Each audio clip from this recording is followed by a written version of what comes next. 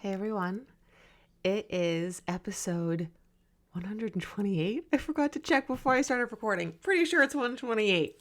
If I'm wrong, I'm wrong. Not a huge deal. Of the Diet Diaries. And this is going to come out on Monday, May 15th. Wanted to quickly announce a freebie that I am offering. It might sound familiar. This is Nourishing Notes Summer Edition. I came up with this idea and offered this during the holidays last year. It was like late November to late December, sometime around there. And this is kind of the summer edition, right? We are already in the season of get summer ready, get your summer body ready. And it's really kind of can be overwhelming. And we see it at every turn, everywhere we go, in really insidious, unexpected places as well. It's a topic of conversation among like ourselves, with our friends, and there's so much pressure, and these thoughts and feelings around like what it means to have a summer body are so deeply ingrained. And so Nourishing Notes Summer Edition is 30 days, super short emails. It starts May 22nd, will run through June 22nd. Every morning, super early, you'll get an email from me with a specific skill or tip or something to work on around body image geared towards summer. There's going to be kind of like an educational piece to it, so you can understand more about what body image is and what to look for, and then really specific skills about how to respond to those negative thoughts and how to deal with all of this kind of bombardment of all this pressure around you all the time. So I'll put the link in the show notes. It's totally free. I loved doing it, and the feedback I got over the winter was phenomenal. I love creating these free offerings for you because these skills are so needed. They are so important. And this is not like, I think we think, oh, it's free. Like, how good can it be? This is really good. Like, I put my heart and soul into these things. And I give them away for free because I feel so passionately about making sure that you have the skills that you need to feel good about yourself. Because I have been there and I have done that, and I know how shitty it can be to not have it. So, that's that. All right. So heads up, this is going to be a long episode. This is the quote functional medicine episode. I'm going to talk through my experience seeing a functional medicine practitioner, why I went, what happened, where I'm at in the process, because it's not over, right? I don't have like an end result to give you, but I can tell you where I'm at and what's coming next. So many of you seemed really into hearing more about this. I've gotten so many people asking me questions. Who are you seeing? What's happening? What are you doing? So I need to say up front, this is not medical advice. I am not giving you medical advice. I am not suggesting that you take the supplements that I am not taking. I'm not suggesting that you do what I am doing.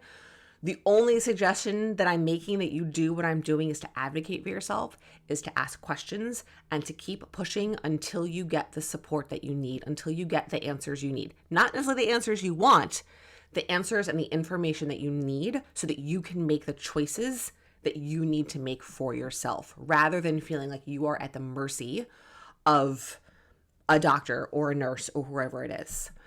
So I have a whole list here. It's long. And I'm just going to kind of dive in. And so I wanted to start with like why I did this. And the reality is that I had actually kind of looked into seeing someone before COVID, and I ended up going back to that same practice. And I realized that because when I went to log in, this was all telehealth. So I've not met, and I worked with a nurse practitioner because there's a doctor and a nurse practitioner at this practice, and I will link their info.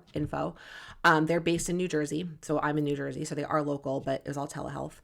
The doctor had like a 4-month wait list, and I'm like, I don't want to wait 4 months. So I saw the nurse practitioner, and she's been great. So I definitely I'm totally comfortable and fine working with a nurse practitioner. For me, it becomes much more about like their experience working with patients and how up to date they are in research and how willing they are to listen to you than it is about like, where you went to medical school 10, 15, 20, 25 years ago. In this case, right? Obviously that doesn't apply to everything. So, I also want to say, I'm going to go back to so I was talking about, I had started this process about 3 years ago, and I had gone back in to log in to schedule my appointment, and there was an account from 3 years ago, and I had kind of forgotten about it. So this is something that's been with me for a while, and what kind of got me finally lit the fire under my ass, so to speak, was I went for a physical in December, and it was such a not great experience. and just got me so frustrated and fed up with the type of care that's available. And I wanted to find out more. So there are kind of three main, say medical issues, for lack of a better term, that I struggle with or have dealt with that I wanted support with. So I went in very specifically wanting support with these three areas. You don't have to do that. You could definitely go in just saying, I just want to get more kind of comprehensive, more thoughtful, insightful support around what's going on with my body. So for me, it was around my PCOS, which, if you're not familiar, is polycystic ovarian syndrome. I was diagnosed when I was 19. It was actually my dermatologist. He's amazing. I actually still go to him. That after I had really bad skin, I'm gonna say acne, right? That's not really a great choice of language. I had really, really tough acne for many, many years. I went on 2 rounds of Accutane. And if you're not familiar with what Accutane is, it is basically the strongest drug on the market to treat acne. It's very, very high doses orally of vitamin A, and it's a lot physically. I went through 2 rounds of that and still was dealing with acne. And I didn't get my period until I was almost 14. And then I never had a regular period. I would get 2 periods a year. So the combination of those 2 symptoms, and in 1998, 1999, PCOS was not widely talked about. You can go on Instagram now and you could scroll through your Explore feed and see posts about PCOS. It was not like that. What is that, 25? I don't know, however many years ago. So he was like, I think you might have this. And he sent me to a reproductive endocrinologist who I saw for many, many years. And then I did have to have fertility treatments to get pregnant with Ben. I have never gotten a regular period in my life. And there are a lot of, PCOS is a kind of it's a metabolic disorder, and it is directly correlated with insulin resistance. And so that is why people with PCOS often tend to be overweight, carry fat in their bellies, right? That was another symptom that I have. There are many other symptoms: acne, hirsutism, which is body hair in places that women don't typically have body hair, propensity to gain weight, difficulty losing weight, and a lot of that is caused by insulin resistance. And insulin resistance is basically when your body, just like it says, resistant to insulin, meaning you have to pump out way more insulin than normal to get the sugar in your blood absorbed into your cells. That's what insulin does. It shuttles sugar from your blood into your cells to go and do the job that it needs to do. When you are resistant to insulin, your body's not responding to it. So it just keeps, if you're not responding, let's push out more, let's push out more, let's push out more. And that actually causes the body to store more body fat. And also because then you've got sugar kind of sitting around in your bloodstream with nothing to do, and then that will go get stored as fat. So anyway, that's a little bit of a sidebar. So PCOS, hypothyroidism, which I was diagnosed with before I got pregnant, and I started medication before I got pregnant. It's super important. If your thyroid is not functioning properly and you try to get pregnant, it will not go well, and while you're pregnant. So I was treated before my pregnancy to get into a good place throughout my pregnancy. And then, so Ben is almost 11. So it's been a long time, probably 12 years. And then my GI issues, which you might have heard me talk about. And I will be very frank and honest about them here. And again, I'm just warning you, this is going to be a long episode.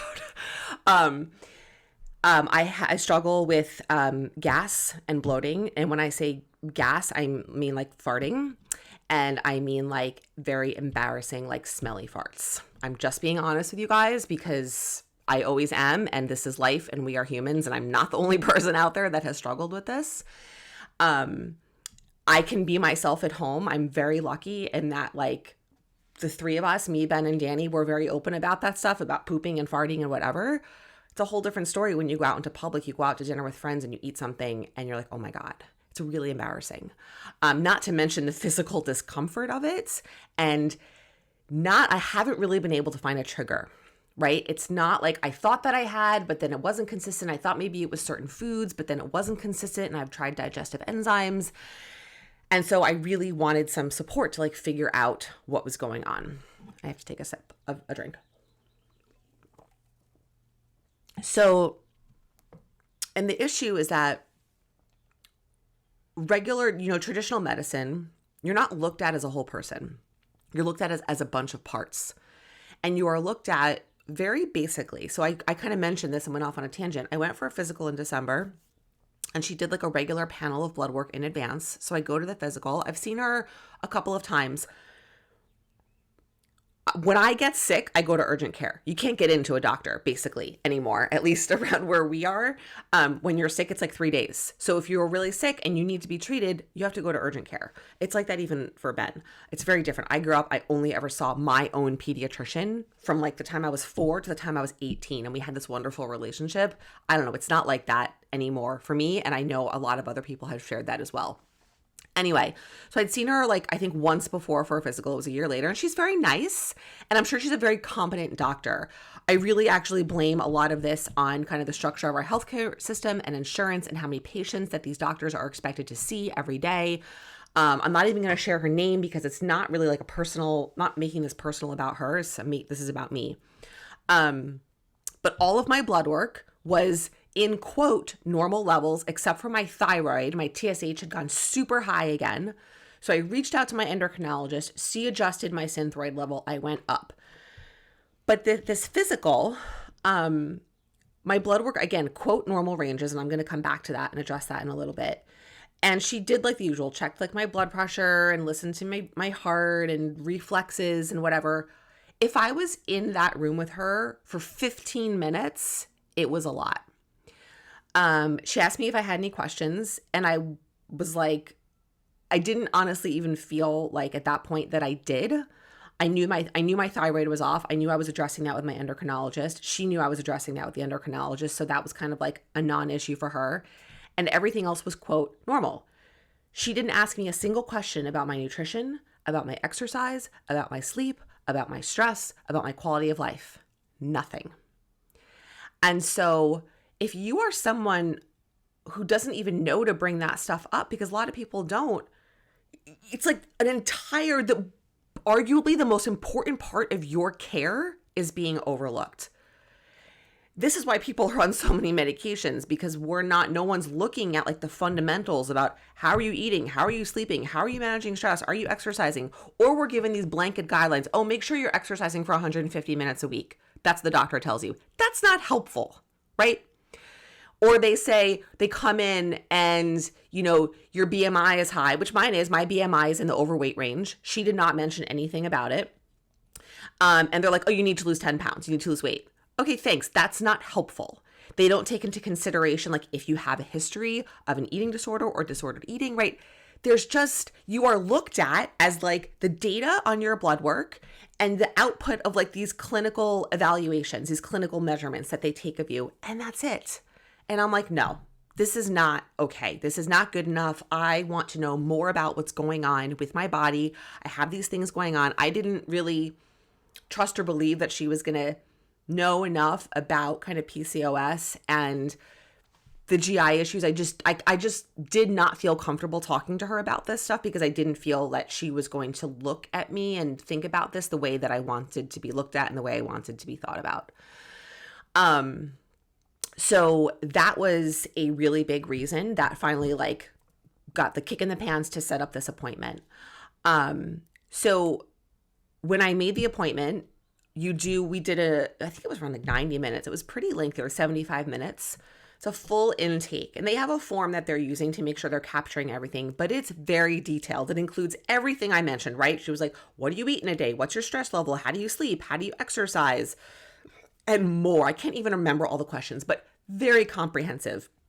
Obviously, a full history of their family, my medical history going way back. What are my goals? What are my main issues? What am I looking for support with?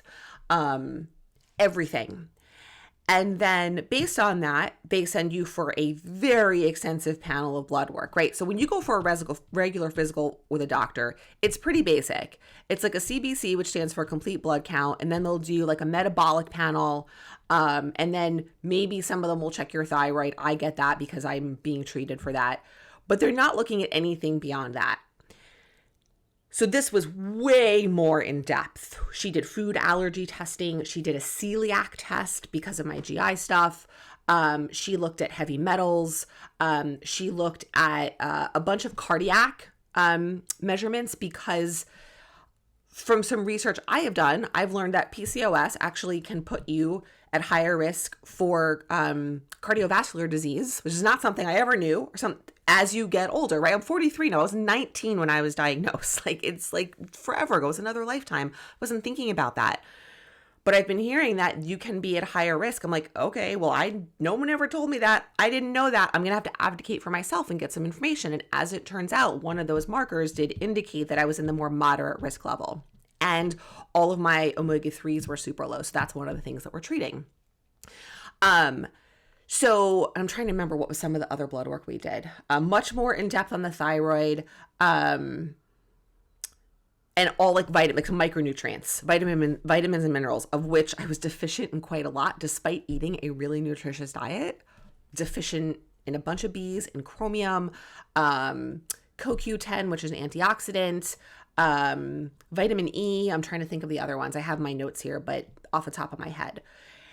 And with that, those micronutrients matter, right? They're not just like, oh, take your vitamins and make sure you eat all the colors of the rainbow to get like your vitamins and minerals. They are essential to your body functioning and doing what it needs to do. And if they are missing, you'll be okay, so to speak, like you will live, but things are not going to be optimal and they can start to have impacts. Like they can be underlying causes for issues. One of the things we talked about is that the deficiency in the B vitamins could be affecting some of the GI stuff and the way I'm absorbing certain foods and metabolizing certain foods. I was really low in chromium, like not even on the spectrum. It was like less than the lowest number that they have. And chromium is actually linked to how glucose is metabolized in your body. So it connects kind of into the insulin resistance piece, which I'm already at higher risk for because of the PCOS, right? So I'm taking a chromium supplement. So I'm starting to kind of get into like the way basically she connected a lot of dots. So we got the results of the blood work and then we get back on a call together. I shared on Instagram. I mean, it was a lot of blood. I've never had this many of those little vials taken before ever. It was fine. I don't have a problem with that. But if you go to do this, just be prepared. Like the needle was in my arm for probably 15 or 20 minutes. Like it just takes a while. I also did a stool test, which I will talk about. And I pulled my data. I had done 23andMe a really long time ago. And you can actually get your raw data. And then Jenna, who is my nurse practitioner, they pay for another service. I'm blanking on the name of it, where they then input the raw genetic data and they can get more information about things that you might be at higher risk for. So she did that. And the information that came out of that matched up with my blood work was like, oh, there's some interesting potential connections here that we want to look at, right? It was not like, oh, like we ran like your genetic data and you have this, this, and this. It's just information so that we can make more informed decisions and be looking at me as a whole person instead of just like a whole bunch of parts that happen to be connected. So we did all that and then we met again after I had the results. So we had the initial meeting. I probably went for the blood work like a week later, and then it takes like a couple of weeks because it's so in depth. So we met, and then we didn't have the stool test results yet. So we met and just went over the blood work, and there was a lot to talk about. And then we got the stool test results back, which gave a little bit of kind of extra information. So I know everyone, I'm going to say everyone wants to know. Maybe you don't want to know. The stool test is exactly what you think it is.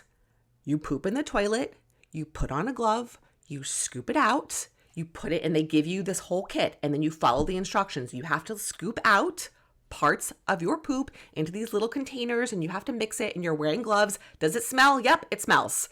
It wasn't as terrible as I thought, but it's what you think it is. I love information. I was like all in. I'm like, great, let's do it. So I'm just letting you know. Also, I've not mentioned this. Functional medicine practitioners do not take insurance. This is all out of pocket. I am very lucky and very privileged that I can afford to do this. I'm happy to share costs with you because that's just part of this. The initial consultation was $450. The follow-up calls were $150. The blood work is covered by insurance, so I had to pay very little for that. I go to Quest Lab, so that is covered. If that was not covered, that would be a non-starter. It's thousands and thousands and thousands of dollars, this type of blood work. I shouldn't say that. I don't know, but look into it before you go and do it. The stool test was a few $100s. I can't remember. And then I also ended up doing a SIBO test, which I'll talk about. So I've definitely spent close to $1,000 out of pocket on this. And then the cost, I'm taking some supplements right now. There's a cost to that. So there isn't a financial investment, and that is the way that things work. And I just want to be really clear and upfront about that and share that with you. So we got all the results of the blood work, and I figured I would just talk about it. I already sort of talked about some of the micronutrients and how that popped up and how a couple of things were being treated. But I'll talk about, I think, first the thyroid, because that's the biggest thing. And that's something I'm still currently, as I'm recording this today on Monday, May 8th, we're still working through. So, if you're not, I'm going to give a little bit of background. If you're not familiar, TSH stands for thyroid stimulating hormone. It's actually released from your pituitary gland in your brain, and it gets your thyroid to do its job. So when your TSH is really high, it's kind of like the insulin resistance thing. It means that your pituitary gland is having to output a lot of that hormone to get the thyroid to do its job. It means the thyroid's not being that responsive. So you actually want your TSH to be low. And there are different levels. See, I have what's called Hashimoto's thyroiditis, which is an autoimmune condition. And it just means that the body basically doesn't recognize certain parts of the thyroid as its own, and it kind of attacks it. It's very common. It's kind of one of those things that sounds maybe worse than it is. And the way you know that you have Hashimoto's is because they test your antibodies. And so my antibodies are super high. They always have been. And even with treatment, often the antibodies don't always go down. That doesn't necessarily have to be the goal. So in my TSH, I have over the years, my dose of Synthroid, which is the brand name, the generic is called levothyroxine, which is what I've taken, and I'll talk about that, has gone up over time. I don't remember what I started at, but right now I'm kind of experimenting with different doses, but it's gone up. So when I had my blood work done for that physical in December, my TSH had gone way up. It was almost at 6, which was the highest it had ever been. And there's different ranges here, right? So this is where we get into what's considered, quote, normal. There are some endocrinologists that will look at you and tell you that if your TSH is below 6, that you're normal. But a lot of the newer information says that if you're anything above 4, that's considered what's called subclinical hypothyroidism, which is not as overt but can still be problematic. What I have learned is that even when my TSH is measuring in the 2s or 3s, I'm not feeling that great, and that I feel much better when it's super low, except right now it's super low and there's some other stuff going on, which I'm still trying to figure out, and I'll talk a little bit more about that. So my endocrinologist had upped my meds in December. And then, so when my thyroid got checked in February, the TSH had gone way down and went super low to 0.28. And what Jenna thought, my nurse practitioner, she's like, that's too low. So what she did is she actually switched me from the generic levothyroxine to brand name Synthroid, because she felt that sometimes with this particular medication, there could actually be a difference. So she dropped the dosage back down, switched to brand name, and then we supplemented, not a supplement. So we added, because this is a medication, a pharmacological medication, with T3. That's actually the hormone that your thyroid outputs, to kind of experiment and see. And so some of the symptoms that I was having that I actually felt, and I'm, again, being totally honest with you guys, coming into the end of last year, I was gaining belly fat. Not gaining fat in other areas of my body, but my belly was getting fuller. Not to the point that I had to change a clothing size, but I could feel that my clothes were getting tighter. And I had not changed anything about my eating or my exercising. I really didn't understand. This is kind of what I imagine that postmenopause feels like for women. And then when I got the TSH back, I'm like, oh my God, this makes perfect sense, because sometimes if your thyroid is off, it can show up as excess belly fat. So I went on the higher dose of the medicine in December, and that belly fat started to not go away. I still had my belly, but that kind of increase got better. And then we switched these meds in March, right? I went, because then the TSH, Jenna felt, got too low. So I dropped the dose, I added the T3, and now the belly fat is back. Again, I've made no changes to my eating and no changes to my exercise. It's all been consistent. And I have worked on my skills around food for so long now that in the past, years and years ago, I'd be like, why am I not losing weight? Well, because you're not being honest with yourself about how you're eating. Like, I know, and I know that something like isn't right. I'm having a couple of other symptoms. I'm having dry mouth. My skin is really dry. So I got my thyroid tested again, and the TSH is still low. So I just got those results on Friday. I was frustrated and upset because I'm like, something isn't right. Like, I don't understand. This doesn't make sense. I thought the TSH was going to be back up, but it wasn't. Some other markers, free T3 and free T4, were low and had gone down. Still within what's considered the normal range, but they were before. So I mentioned that she added T3. My T3 was in that quote normal range, but it was low, and she added treatment anyway. And that's something I wanted to talk about because the ranges that are established by like the labs are averages and are based on huge like swaths of data and don't necessarily reflect you as like a human being. Like, yes, we need those as benchmarks, but then we need to connect the dots, and that's what she was doing. You're looking at different pieces of information that came out of this blood work and putting them together, because just because 3 things separately are quote normal, when you put them together, maybe they're not. Maybe that's indicative of something going on. There's a story being told is kind of a way to capture it. And most doctors are not looking for that story. They are checking the box on each individual number, and they are not looking at the sum of the parts as a whole. And to me, that is what a good functional medicine practitioner will do. There are, it's just a little bit of a sidebar, but something I did want to talk about. There are a lot of functional medicine practitioners out there who are not practicing great medicine and will send you for tests that are useless. Like food sensitivity tests, a waste of time. Those are not giving you information. I was food allergy tested. That's very different. Food sensitivity tests, you're going to come up as showing sensitive because if that food is in your body, you have a natural immune response to it. And there's different, I'm not even any type of an expert on this, but there's IgE mediated immune responses, and then there's IgG, and there's other ones. There's different ways that your immune system responds to foods, and some are normal and healthy, and some is like an allergic reaction. Food sensitivity tests don't test the allergic kind, they test the sensitivity, and that doesn't really tell you anything. There's also another test called the Dutch test, which is a dried urine test, which all the science shows that is not an accurate way to get information. So you have to be aware. There are some people who will say that certain data that come out of the stool test is not useful, but there's other data that is. So I also did a little bit of my own research on this to make sure like that this makes sense. And I was like, okay, this is worth it to get even a little bit of information. And it sent me to go get a SIBO test, which I ended up being negative for. So it was helpful in that way. Because she checked for parasites, she checked for all kinds of things that was really helpful. And then some of the information is maybe not as relevant. So you want to do your own research and not just take everything that any doctor tells you at face value. You have to advocate for yourself. So I just kind of wanted to mention that as a little bit of a sidebar.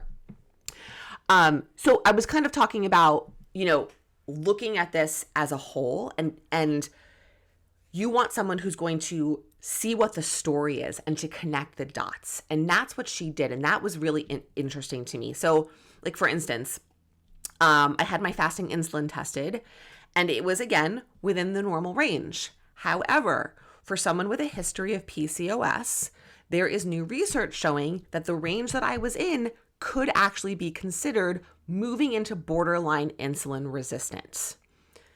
That's really it's new research, right? So this isn't something you make sweeping decisions on, but it's something you kind of put in your back pocket and you take into consideration. So then we see that with the super low chromium.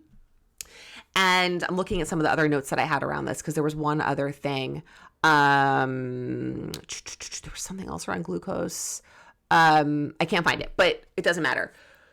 That needs to be addressed, and that we really need to keep an eye on that insulin level and see what happens, like with the addition of the chromium. Does that drop a little bit, right? Does that fasting insulin go down because we want it to go down, right? Higher fasting insulin is that as the number goes up, it means there's more insulin. It indicates insulin resistance.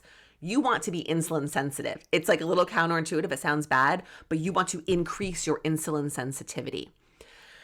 And a proven way to do that is through exercise, especially strength training, which I do. That is one of the reasons I have been really on top of my strength training, not doing like 3 1-hour sessions a week, but being consistent with what I can do. Because I know that it's really important it's really important for everyone's health, but this is one specific thing that I have in my mind because I have more of a predisposition to type 2 diabetes. Now, my blood work right now is okay. Like my A1C levels are okay. That's what checks your blood sugar levels over a 3-month period. I eat a really nutritious diet. I pay attention to my carbohydrate intake and that I am aware of the portions of carbs I'm having at every meal, not in a restrictive way, not in a dieting way, in a this is what I know my body needs kind of way, right? Eating a super, super high carbohydrate diet on a regular basis can have physical and health-based implications. It just does.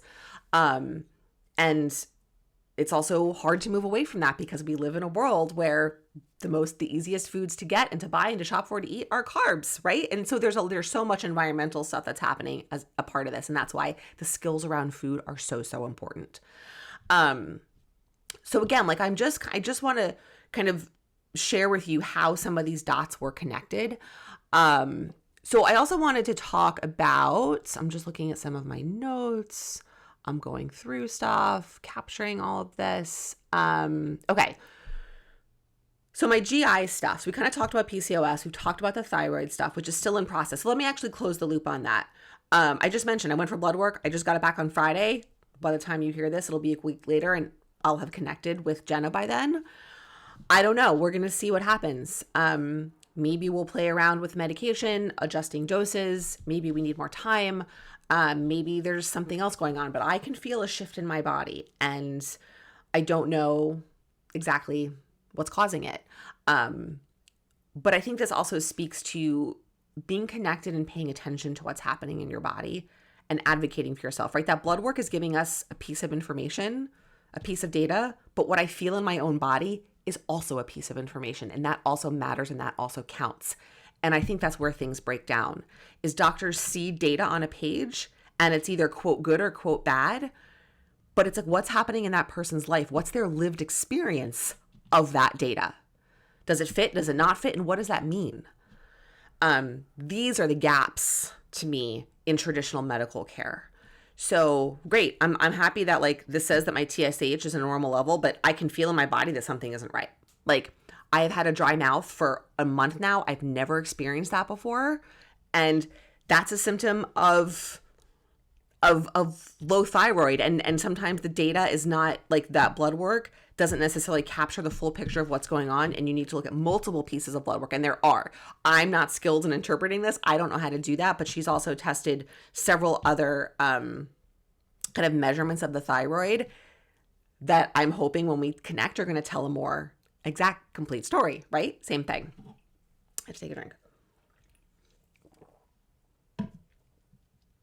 So the stool test showed that I had a lot of fat in my fecal matter, which can cause gas, and that I wasn't absorbing certain nutrients.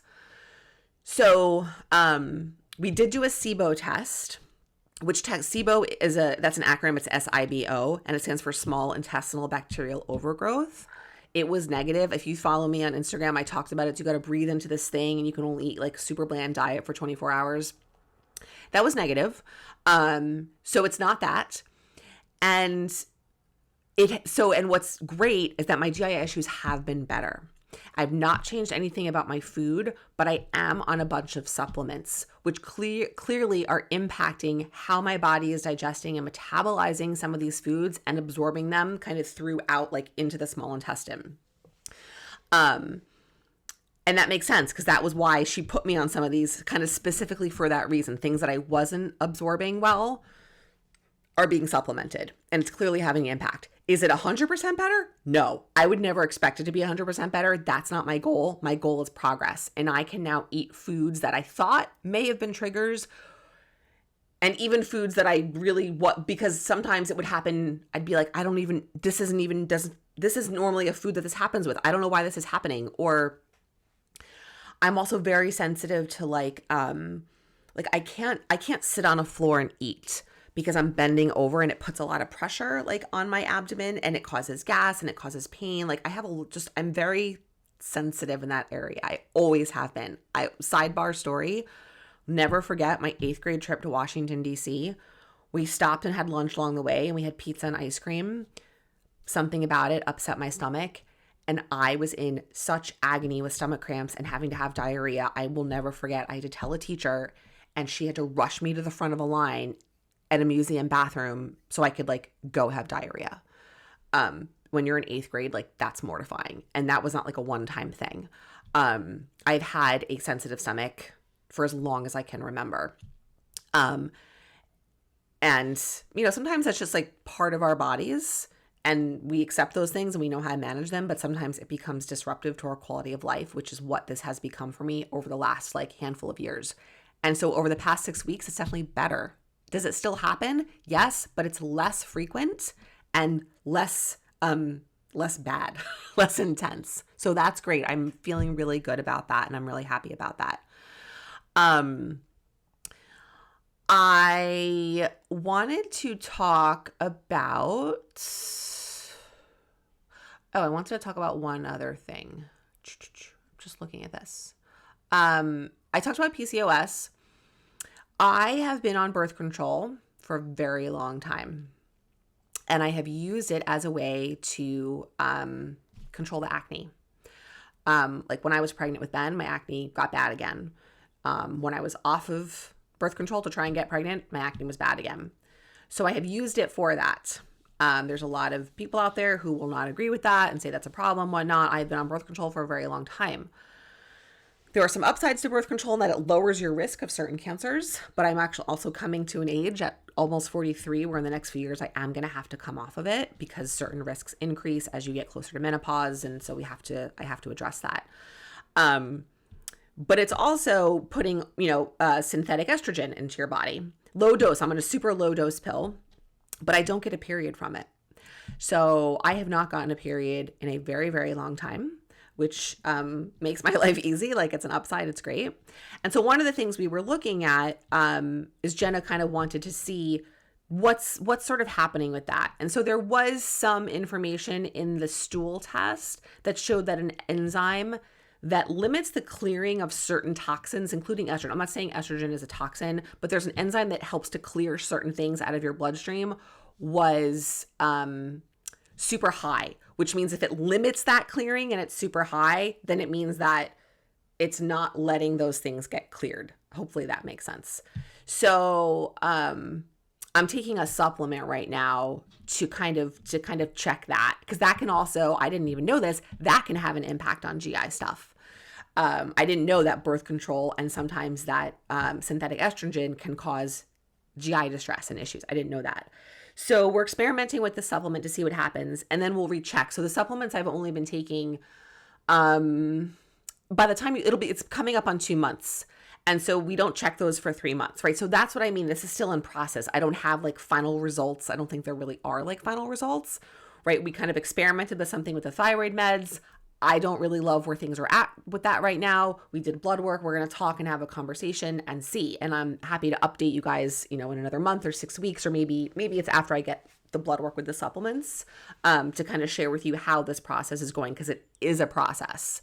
And you have to give it time, because you have to give your body time to adapt to these new inputs that you're doing. I wanted to talk about nutrition and exercise and sleep and all that, because that is really the first line of action. For me, those things are already in a really good place. I exercise regularly. I do a mix of walking and strength training and some more intense cardiovascular work. I sleep really well. My quality of sleep is great. Right now, I don't have a lot of stress in my life. Obviously, I have some stress, but I manage it pretty well. And I eat a really nutritious diet. So there weren't a lot of levers to pull there. Many functional medicine practitioners will right off the bat go to cut out dairy and cut out gluten, especially around thyroid stuff. There is some not helpful research that says that gluten can cause thyroid issues. But what the research actually shows is that maybe cutting out gluten could decrease the amount of treatment that you need a little bit, but it's not going to like get rid of it. You're not going to suddenly go from someone who has hypothyroidism to someone who doesn't because you cut out gluten. The research does not show that. And so then everything is a cost benefit analysis, right? Then it becomes the cost of cutting out gluten for someone like me who has a history of pretty severe disordered eating.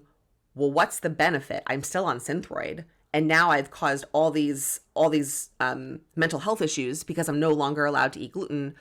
My inflammation markers were all really low. So I'm not having an issue with those foods from an inflammation standpoint. So again, this is like a story. You are looking at all these different pieces and evaluating and making decisions based on all this information combined.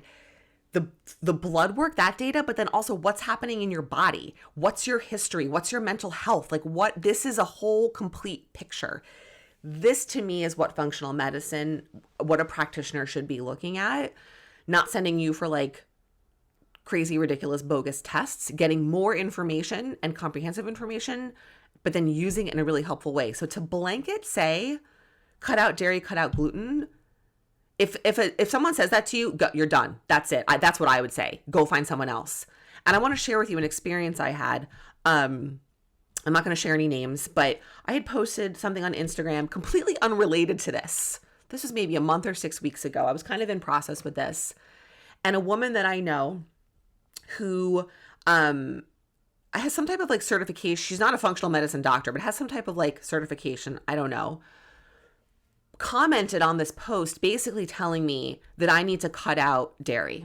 That's like not, step one, price of entry, you have to cut out dairy. And then she listed out all these other things I need to be doing. It was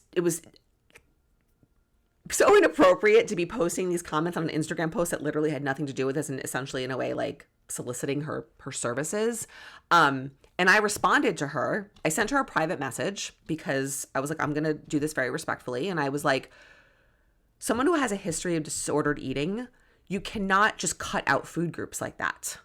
It's not that simple. It's not that simple for anyone, but for someone like me and like many of you listening, cutting out dairy and cutting out gluten could have huge mental health implications. It would for me. You guys know how much dairy I eat in the form of yogurt and cottage cheese. I barely drink milk at all, and I actually don't eat a ton of ice cream, but I eat a shit ton of Greek yogurt and I eat a shit ton of cottage cheese.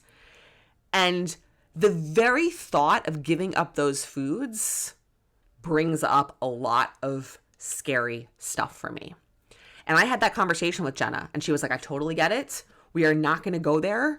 Unless there was some biological clinical reason and this was a major cause for your GI distress, that would be a different case, but there wasn't. So to do that just because because people think that dairy is inflammatory, for some people dairy might be inflammatory, but for some people it's totally fine. So again, nothing is that simple. There's nuance and there is a whole complete person you are dealing with. And someone's mental health and their history with their body and food is an essential part of this picture. And I want to be very clear that Jenna was very respectful of that. And she heard me and she understood that. And that is a part of some of the decisions that we made. So I just want to share that because it's just not, things are just not that simple. And anyone who blanket tells you this is just what you need to do, like, no, you have to take into consideration, like, yes, of course, there's guidelines around nutrition, but cutting out entire food groups like that, unless you have celiac disease, which I was tested for, or you have lactose intolerance, right? Right off the bat, yes. Okay, then you know your body is having a physical, like, illness in response, and that's something that has to be addressed. But, foods that are causing inflammation, potentially foods that are causing some type of other physical distress. Yes, it needs to be addressed, but it needs to be looked at in the context of like who you are as a person. So I just wanted to share that and kind of go back to that, like around the nutrition, the sleep, the exercise, the stress management, like those are your foundations. And any good functional medicine practitioner is going to start there before adding in supplements. Like if you're not eating like any protein or you're barely eating any fruits and vegetables, you can take all the supplements in the world. It's not going to make up for that basic stuff. And if you're not exercising, again, like those foundational pieces have to be in place. For me, they already were. And I'm not saying that in like a bragging kind of way. I'm saying it in a very matter-of-fact way. Like I have prioritized that stuff in my life. That stuff is in place. This is about going in and seeing, well, some of this clearly like isn't doing everything it needs to, and we need extra support and extra help, and that's great and that's fine. So I just kind of wanted to come back to that. And I'm just looking through my notes. I think I'm actually kind of through most of this. All right, 45 minutes. Not too bad, not too bad. I did want to talk about, I wanted to talk about, briefly, I mentioned this, two more things. I know I'm a little out of order. I mentioned before a little bit how I had learned that having PCOS can put you at higher risk for some cardiovascular issues as you get to a certain age. And then we saw in my blood work that my omega-3s were really low. And omega-3s are widely known as being a really important contributor to heart health. So I'm taking an omega-3 supplement. Yes, I do eat salmon, but most people can't often eat as much of that and get as much of those through food as you might need to. And one of the markers, I have noted what it was. I don't think I have it noted because I didn't really want to get into the specifics of like all the supplements and all the tests and whatnot, because again, this isn't medical advice. This is much more about the bigger picture, someone seeing you and putting together these things as a story and you advocating for yourself, than it is about like the specific things that I'm doing, which are unique to me and are going to be different than what you need. I did talk a lot about the thyroid stuff though, because that is pretty common. And I think just can be helpful. So anyway, she did this, a test around cardiovasculars, and I was in the moderate level. I'm exercising. I'm getting my heart rate up. I'm strength training. I'm eating high protein. I'm, aware of like, I'm eating the amount of fat that fits my body's energy needs. And I'm now supplementing with the omega-3s. I'm supplementing with the Bs. I mentioned that I don't know if I did mention this, but a lot of my B vitamins were super, super low. So I'm supplementing with that as well. And I guess I just wanted to mention one other piece, not connected to what I just talked about, but back to the thyroid thing and back to how I'm feeling in my body. As I have felt and seen these changes in my stomach, which you guys already know is my most kind of challenging body part, I have had to do a lot of work. And I've shared a little bit. I'm going to get a little emotional, I think. I've shared a little bit of that with you guys on social media if you follow me. It's very hard to have worked so hard on all of these skills around food and be in such a good place with that mentally, and then to have changes happening physically in my body that don't line up with that. It brings up thoughts of going back to a place where I'd be like, I'm on a diet. Why am I not losing weight? Even though this is not that, those old thoughts are there.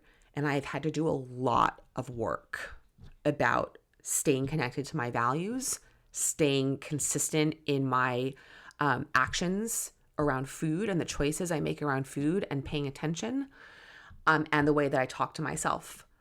When I get dressed and I put on clothes, I feel awesome. And that is why I do that. I do that for me, and I share those photos with you guys. When I put on a pair of jeans that started to feel tight at the end of last year, and then I switched my meds and felt not like loose. Again, this is not significant amounts of weight. This is subtle. This is things I feel internally, feel tight, or it felt tight, felt better, and now feel tight again. I'm like, why is this happening? This is really frustrating. And I have looked at myself in the mirror naked and said to myself, you're doing everything you need to be doing right now to take care of yourself. You are eating in a way that feels good, that is nourishing your body. You are exercising in a way that is challenging but also feels good. You will figure this out. This is okay. This is not because you have done anything wrong. You are doing all the things, all the skills, all the work, and we will figure this out. This is not a reflection on something you have done wrong. There is nothing wrong with your body. There's nothing wrong with what you're doing. These are literally the things that I have said to myself looking in the mirror, looking at my body. It is the most kind of intense form of self-compassion, right? I have to accept what is happening right now. I don't know exactly why it's happening. It's very challenging for me mentally and emotionally. And also, I know that the things that I can control, food, self-care, self-talk, exercise, I am controlling. And that's all that I can do. That is self-compassion. And I'm sharing that with you guys to let you know that, like, I think sometimes people think that, oh, you're a coach, you've got this all figured out. That's not it. If you ever find a coach that tells you that, run. Because we are all humans and we are all going through stuff. And sometimes I share a lot, almost everything, in this space because I want to let you know that you're not alone, and that this work never ends. It never ends. And I will say that until the day that I die. It will ebb and flow. It will get easier. The skills will become more at your disposal. They will get easier to use. You will always have to use them. If you come from the background and the history that I do, which if you're listening to this, you do probably,